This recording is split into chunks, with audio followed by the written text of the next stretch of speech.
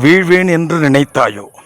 பேரம் பேசி வாங்கி வந்த 1 கிலோ தக்காளியில் 1-2 அழுகிப்போக வேண்டாம் என்று அதை பழக்கடையில் வீசி எறிய 10 நாட்களுக்கு பிறகு எதேச்சையாக அந்த பக்கம் போனபோது பச்சை பசேலென்று முளைத்த குருத்து கண்களில் பட்டது. இது என்ன பெரிதாக தளிர்விடப் போகிறது என்று நான் நகர்ந்துவிட, அழுகிய தக்காளியில் இருந்து விழுந்த விதைகளும் மண்ணிலிருந்த ஈரத்தன்மை இவை இரண்டும் சங்கமிக்க, இந்த நிகழ்விற்கு வானம் அவ்வப்போது மழையாய் நீரிறைக்க, விழுந்த நீரின் வேகம் தாழாமல் மேலெழுந்த மண்புழுக்கள் குறுக்கும் நெடுக்குமாக நகர்ந்து அதற்கு பிராணம் கொடுக்க, கதிரவன் ஒளி சேர்க்க, 2 மாதம் கழித்து அந்த செடியில் பூத்து காய்த்து தக்காளி என் கண்களை உறுத்த, அவை கனிவதற்குள் பறித்து வந்து கூடையில் அடுக்கிவிட்டேன்.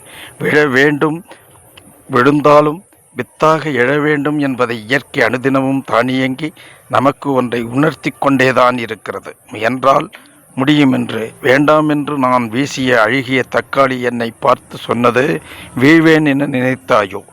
நன்றி. சப்ஸ்கிரைப் பண்ணுங்கள், லைக் பண்ணுங்கள், ஷேர் பண்ணுங்கள்.